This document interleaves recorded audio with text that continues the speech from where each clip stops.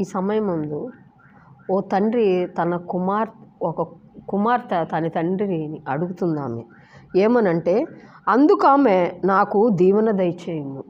ఆమేన్. మనము కూడా పరలోకపు తండ్రిని మనం అడగాలి.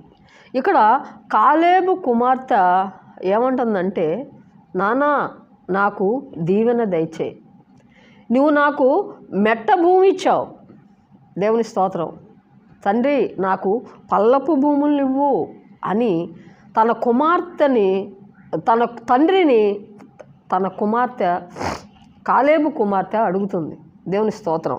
ఏమనంటే, అందుకామె నాకు దీవెన దయచేయము, నీవు నాకు దక్షిణ భూమి ఇచ్చి ఉన్నావు గనుక నీటి మడుగులను నాకు దయచేయమనగా అతడు ఆమెకు మెరక మడుగులను పల్లపు మడుగులను ఇచ్చాను.